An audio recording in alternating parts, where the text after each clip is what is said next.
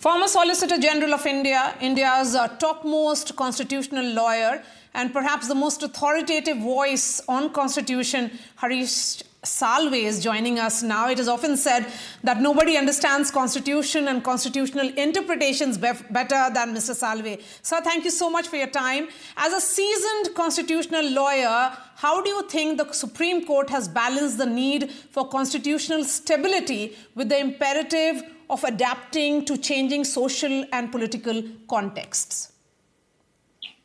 If you look at the history of our Supreme Court, and in fact, I'm not the first one to say this, I'm only echoing the words of greater minds of the past.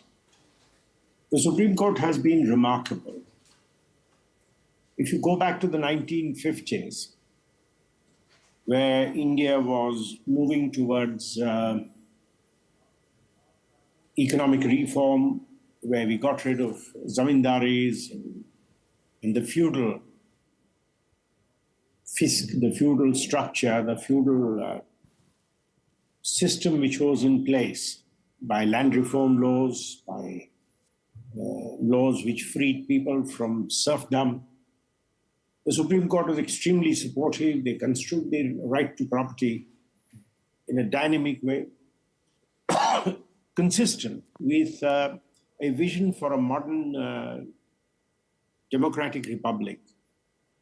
And that has by and large been the history of our Supreme Court. It is not to say that the court has not made mistakes, but the strength of a court is not that it never errs. The strength of a court is in correcting its mistakes.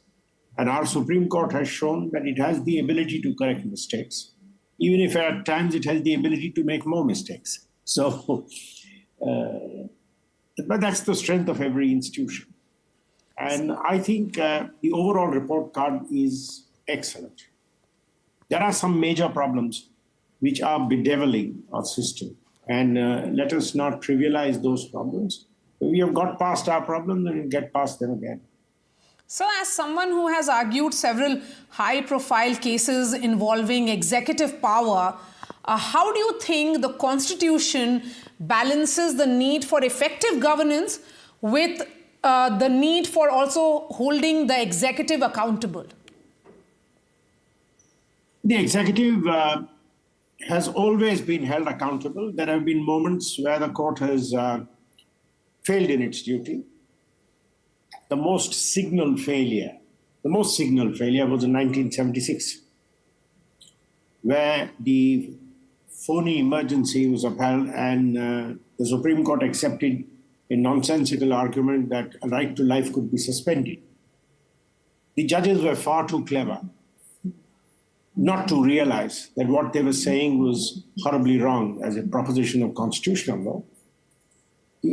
The only other explanation is that they buckled, and they did. That is not the last time they buckled. That will not be the last time they buckled. All institutions have their weaknesses.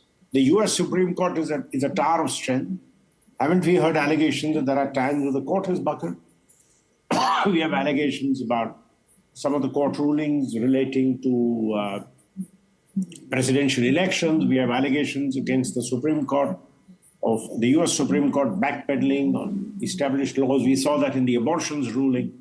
So these are, you must realize, constitutional law is never constant. It must evolve with with the aspirations of society and with the needs of society. And for that, there will be a little movement. And if one may use a very interesting phrase I heard Lord Sumption, one of the greatest minds ever to have worked in our area. Lord Sumption, in a speech once said about England, and I think you can say the same about India, that the growth of important legal principles is many times crab-like. You go one step forward, one step backward, one step to the left, one step to the right.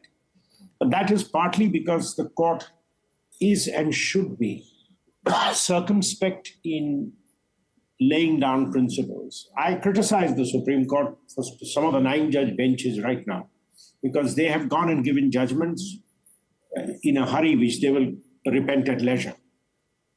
But they have done some things, and but that's a part of the system. You make mistakes, you correct the mistakes. And overall, the report card can only be of an institution which has served its constitutional purpose very well. Okay, Mr. Salve, can you share your views on the debate which is surrounding the role of constitutional morality in shaping the court's decisions? Constitutional morality is what underpins the Constitution. Having said that, you cannot start creating constitutional rights out of constitutional morality. It's always a very delicate balance. Let's look at the golden trilogy of rights which we speak about. Let's talk about basic structure. There was a time. Today, if you talk of the basic structure of the Constitution, people of your generation take it as a given. There is no provision in the Constitution which speaks of basic structure. I was a very young constitutional lawyer when the basic structure, in fact, I was a student of law when the basic structure was born. And it was heavily criticized, saying, what is this chimera which the Supreme Court has come up with? Today, you take it as a paradigm of constitutional law. Neighboring jurisdictions have picked it up. Pakistan picked it up. Bangladesh has picked it up. Other jurisdictions have picked up the basic structure concept. So, what was it based on? It was based on a fundamental constitutional morality that a parliament which functions under the Constitution cannot scrap the Constitution's essential features. That's the basic structure document in one sentence. In one sense, you can call it the underpinning of constitutional morality. As an institution, how does Parliament justify its existence if it is going to bend the very Constitution on which it is found? So, as someone who has witnessed several challenges to the Constitution over the years, how do you think the document has withstood these challenges, and what lessons can be learned from these experiences, sir? If the document has failed us in any measure, however slight, let's be very clear, we have failed the document, not the document failing us. Constitutional morality is something which has to be followed by those who are the primary subject of the Constitution. The courts only interpret the Constitution. Our Supreme Court has a very misplaced position in society, and I have never for a minute hesitated to say so.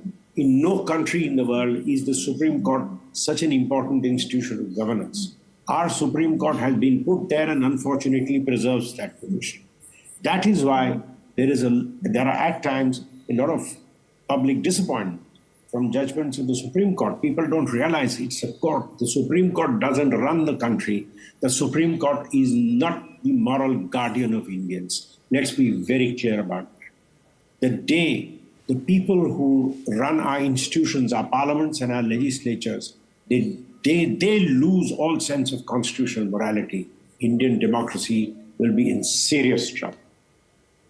I will only tell you what Lal Narayan Sinha once said, and he was one of the finest constitutional lawyers. He was replying to Mr. Palkhiwala. Mr. Palkhiwala's rhetoric was legendary. And when he argued the Minerva Mills case, in reply, this is what Lal Babu said. And I was a young lawyer sitting there, and I've never forgotten his words. He said, let us never forget that democracy is alive thanks to the Supreme Court of India and has been preserved. But let us also never forget that the Supreme Court and the Constitution is alive because of the Parliament of India. The truth is, each institution has its own position. Without the Supreme Court, the democracy may not be able to survive. But without the Parliament, none of the institutions, including Supreme Court, will be able to survive. So Mr. Salve, never minimize the role of our elected representatives. That's why when the Parliament will be taking up the discussion on Constitution, what do you think will be the important context? And of course, what do you think is the future of the Indian Constitution then? First of all, I hope I'm sorry, I don't get into a political debate because I understand very little of politics. But I do hope the people who speak on the Constitution don't have an empty booklet in their head.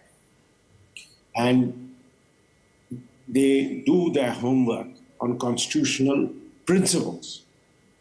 It is no use citing rhetoric of Supreme Court judgment saying criticizing one or the other government. All governments have at times failed in their constitutional duty. That's why we need the court. But I do hope they can all sit down and see where we are going wrong. If you can put the rhetoric aside, they need to decide important issues of moment which are bothering this country. Believe me, today appointment of judges is something which people who run parliament have to sit together and put their heads together. How do we fix this state of disrepair? And I don't use softer language. The state of disrepair in the appointment of judges. It's an important issue to be resolved. If today there is such huge pendency of cases, what use is it having a constitution if there is no rule of law? And what use is pretending to have a rule of law if a average litigant has to wait 30 years for it or 20 years to get succor from the courts? These are matters which people must decide about constitutional law. If today there are people who are deprived of their rights, how do we make sure that the legal system at the doorstep, mind you, the average Indian doesn't interact with Supreme Court, not even with High Court. The average Indian interacts with the magistrates court, with the lowest court, with the sub-judges court. How do we make sure that system works efficiently and in a user-friendly way for the common Indian? Then we would have made rule of law living reality. These are matters on which there should be no political divide. And Mr. Salve, the fact is that you are a living legend yourself, as someone who has, interpreted Constitution like no other. Like no other. So that's why I want to understand from you, the role of judicial review in shaping the Constitution, and whether you believe that the judiciary has overstepped its bounds in certain instances. The role of judicial review has been the single most important feature of developing our Constitution. Unfortunately, when the wind blows in a particular direction, it becomes hard to arrest it. Let me tell you where the Supreme Court got the wrong message from the elected government of the day. 1992 December, the Kar Sevaks had gathered outside the mosque, the Babri structure. I don't want to use controversial expressions.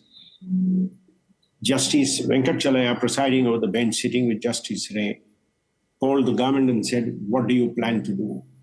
And the Attorney General said, "The forces are there waiting for your Lordship's orders." To which Justice Venkatachalaya said, "We don't command your forces. We command you to maintain law and order. You do what you think is right. You're on the ground. You take the decisions."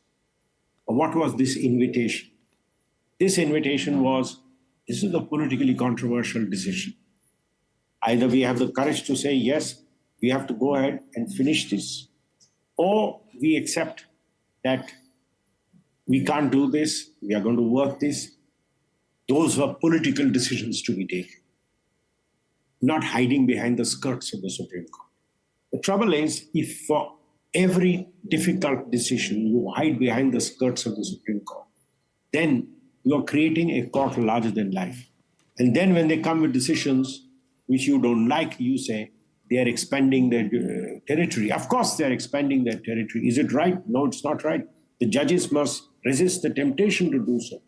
But the fact is, you are putting the temptation in their way. So we need a major reboot of judicial review in India. I must say, I heard a conversation once, I won't know, by a former Chief Justice, who said, we have judicial conversation with the government where we summon them and ask them to do things. I was speaking for myself, I was horrified to hear this. The Supreme Court judges must remember and remind themselves today, they speak only one way. They speak through their judgments. And nobody speaks like Today, Mr. Harish Salve. Partly thanks to you people who say Supreme Court ne phatkar lagai. Please report their judgments, not their comments. All right, sir. That's a point to be noted by journalists like me as well. Pleasure speaking to you, Mr. Salve. Thank you for your time.